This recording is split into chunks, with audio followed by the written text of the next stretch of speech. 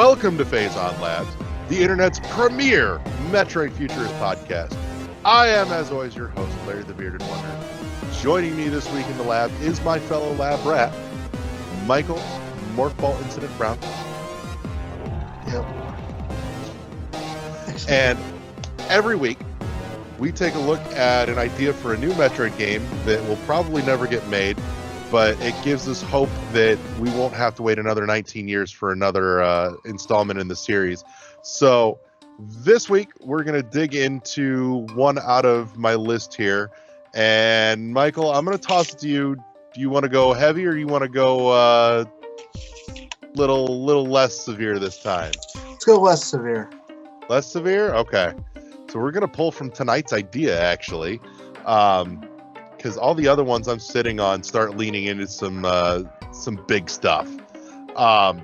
So I was sitting here watching Zoe play through Dread tonight, and an idea occurred to me, and you and I started talking about it just a little bit, but I would love to see a Metroid puzzle game, kind of in the vein of like Trials HD, where you get a game packed full of smaller just segments where it puts you at a starting point and gives you an objective of get to here and says this is the equipment that you have available, figure it out.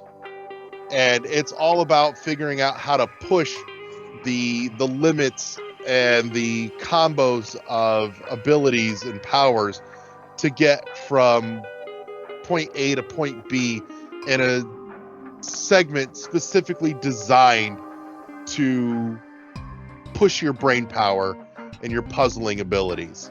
And I would love to see this milked. Now, for clarification, you're still playing as Samus. Yeah. And each board, I guess, you have a certain powers that you know, and you basically, your goal is to use those powers and those powers alone to get through to the end. Right. It's like, here's what's at your disposal. Here's the layout. Figure it out. Okay. So, you know, and that's... Oh, no, go for it. No, neat concept with that could be give you specific goals. Like some of those goals for each board will be like, you know, even though you have access to it, don't use this specific power. Right. You can don't fire your cannon. Or yeah, you could totally stack in like some achievement style extras like that. Yeah. So there's technically multiple solutions to each one.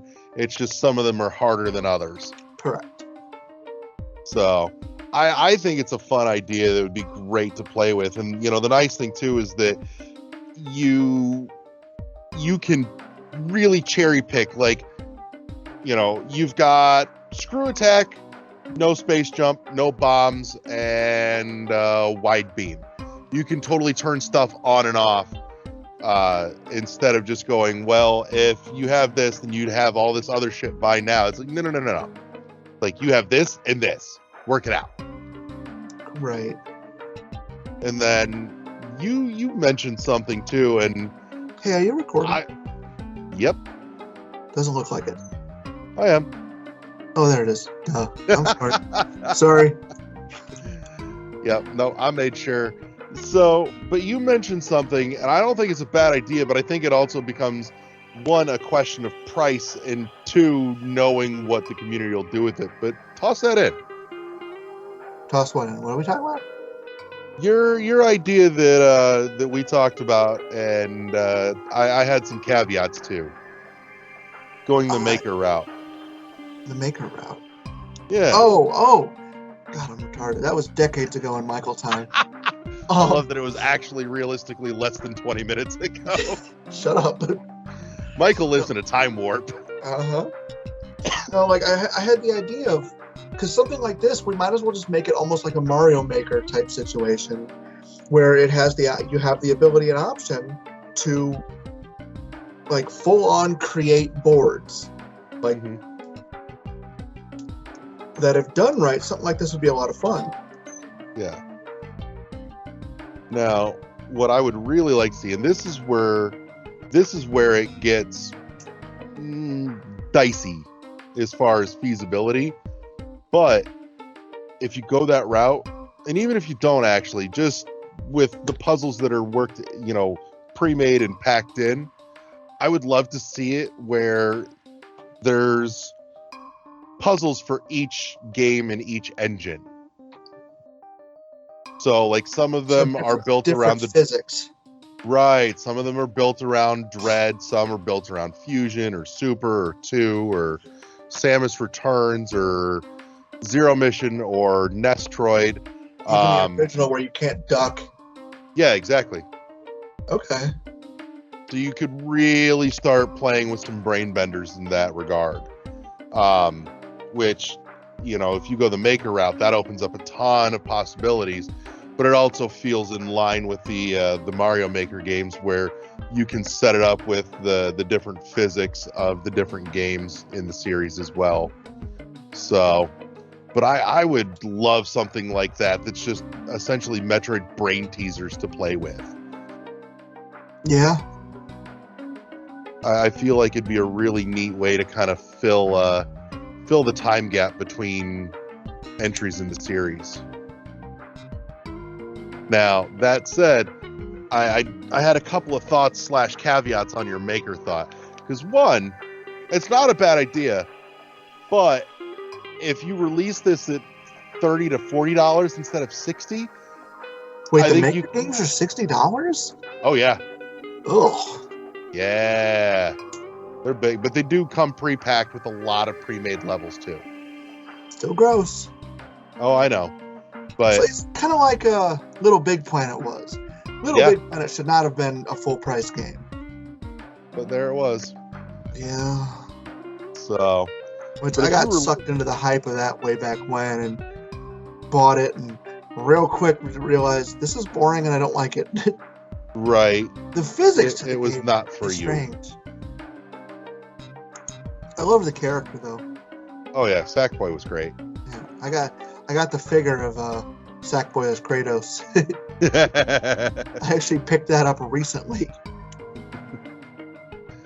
But yeah, no, I think though if this was just $30 to $40 with just pre-made levels and puzzles and done, I'm okay without it having the Maker component to it.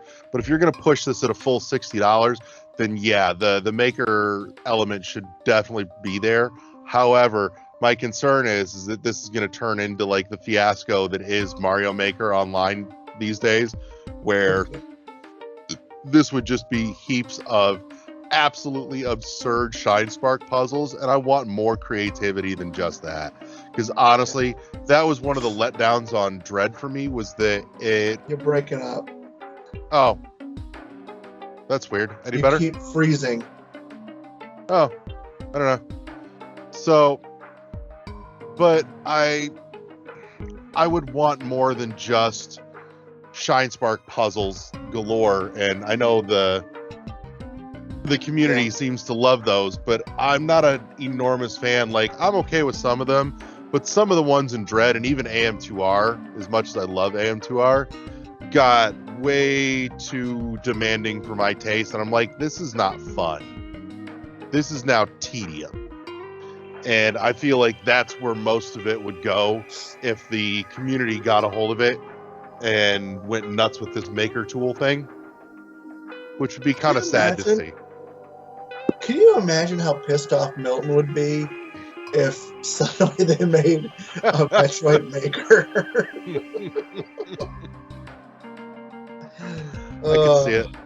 I could see it. And he'd be completely in the right. Yeah. But yeah, and this could even be a fun. You could couch this very lightly in a story element too, where Samus goes to an abandoned Chozo planet, and there's essentially just a machine that she plugs into. A damaged AI. There you go. Just something that's putting her through trials. Yeah, something a la Portal, honestly. Yeah, kind of. it's almost got a loose connection to the Portal, the Test Subject 37 pitch we did a few weeks back. Yeah. But something just strictly in canon where it's just her essentially being able to hone her abilities and push herself further and further. You know what? Like now thinking about it, the Metroid Maker concept could be a DLC add-on for people who want it. Yeah. Slap that on for an extra $20 after they've got your $40 entry fee. So, I mean, technically, there's sort of a Metroid Maker out there already. Really? It not specifically meant for that, but last summer, Isabel organized a month-long challenge when Game Builder Garage came out for the Switch for people to build their own Metroid game in Game Builder Garage. Okay. Which is basically just a loose game creation tool in general. So it's kind of out there, and I saw some neat stuff done with that, actually. And then Dread got announced and everybody kind of fucking forgot about it. Yeah, I heard of it. Yeah, on the upside too, Game Builder Garage, it wasn't terribly expensive. I think it was $30 or $40 for the whole thing. And then you could go in, make your own stuff, and play everybody else's stuff that they made too. Yeah. So, but yeah, that's kind of my thought. I think there's a lot of deep potential in that, and like I said, I think it'd be a really neat kind of filler in between main entries in the series. And I would love to have just the little brain teasers that I could pick at every once in a while. Yeah. Kind of reminds me of, I was a big fan of the Onimusha series, and one of my favorite aspects of those games were the number puzzles. Okay. Like the treasure chest puzzles. And I can't remember, I think it was the second one, actually had a whole mode that's all it was. Really? Yeah, and it was one of my favorite aspects of the game. Nice. But yeah, I mean, I've always liked the brain teaser puzzly stuff when it comes up in the Metroid games. I just wish there was more of it, and this is kind of my fix to that. Additionally, maybe a sequel or offshoot of this would be to do one that pushes the same idea, but with the Prime series. I already assumed that would be in it. There would be certain parts that were in 3D, figure this puzzle out. Others that are side scroll, depending on each puzzle, like you said, would use a different version of a different era of the character, for lack of a better term. I would have considered it, except my brain, for some stupid reason, is locked on the idea of keeping this in the realm of feasibility, and shoving that many engines into it to make it all work doesn't feel feasible, especially if you're going to try and shove the Prime engines into it. Yeah. And so I would think you'd section that out. Plus, on top of that, you have some people that aren't big fans of the 2D and some that aren't big fans of the 3D. And so you can pick and choose which one you like and just lean into that. And if you like both, then get both, and you have even more to love. Or you could have them broken down by genre, by era. Yeah. There's just a menu of each different game and, basically that engine. Right. But I think this would be a neat way, too, if you put the maker into it, to let the fan community really kind of shine with these types of brain teasers and puzzles, and getting to make them and showcase their creativity in terms of what can be done. Because I would think, at the very least, that if they did that, the Nintendo would be watching that going, that's a clever idea.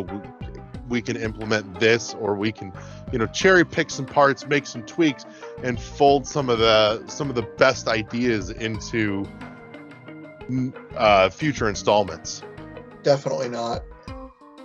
There's no way they do that. I know, you don't really see them do that with Mario Maker either, but again, when you see what the Mario Maker community does too, you're just like, yeah. Why? Well, not only that, but like I said, the whole concept, like as I said, going back to Milton again, he made something that I'm sorry, in my opinion, was far superior to the official product. Oh, it was. Oh, it was. Yeah, and I've barely touched it. Remember that. I have not Mhm. played through AM2R because I don't PC game and I have no other way to play it.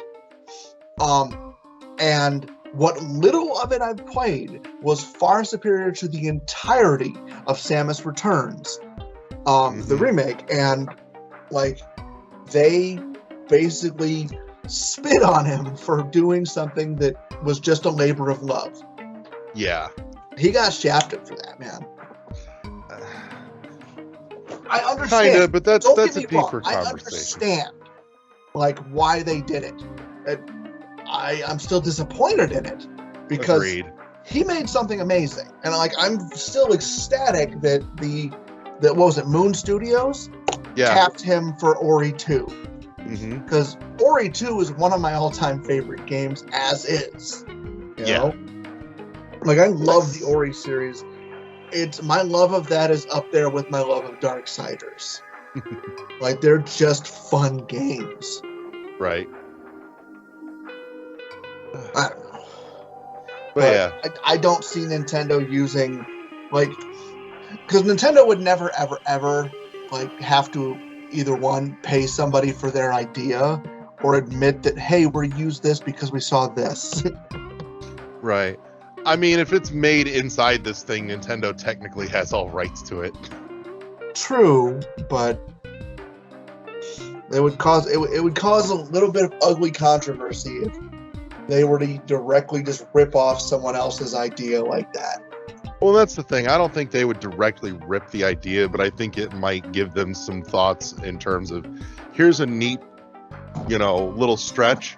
How do we fold this in and make some adjustments to it and pack it into a larger world map? Yeah. So, but that's my idea. I would love to see somebody take a shot at this. I mean, anybody that's got experience in, making these kind of trials-based games. But my thought for putting a title on this, though, would be real simple. You just call it, Chozo Trials. I like it. So, but yeah, it's a real short, sweet, and easy one this week, but something to tap on the brain box a little harder than most of the series does as a whole. So, yeah. But I like it. Well, I think that puts us at a good place to wrap up for this week. Unless you want to toss in any parting thoughts here. No, I got nothing. Like, okay. I said, it's simple. Like, I would love to see some of the things they could do with it. Mm-hmm. I think it'd be kind of interesting. Like, I think the biggest issue is there are some things that are not exactly dynamic about the Metroid universe, and that the way most of these puzzles would have to function. Mm-hmm. So, like, certain ones, like the moment you memorize the what you have to do, you just blow through it again. Right. But no, I'm okay with that. I mean, it's like any puzzle game. When you go into a puzzle game, you anticipate that when you're at the end of it, it's not going to have the replay value that other games will because you've solved the puzzles. Right. Now, that said, too, this is just as right for the speedrunning community, especially if they're being made in a way where there's multiple ways to crack those puzzles. Yeah. So, that's just a thought. Well, in that case, I think we've hit a good point to wrap for the week. Next week, we got one of Michael's pitches, and I can tell you, looking at my lab documents here, that we've got some good stuff coming up in the next several weeks to look forward to. So make sure you stick around with us here at Phazon Labs, powered by the World 1-1 Podcast Network. press start to engage your mind. Thank you to everybody who tuned in this week. Thank you to Michael for coming and hanging out with me and helping me make another new Metroid game. And we'll be back at it again next week. So, goodbye, everybody. We'll see you next mission. Peace.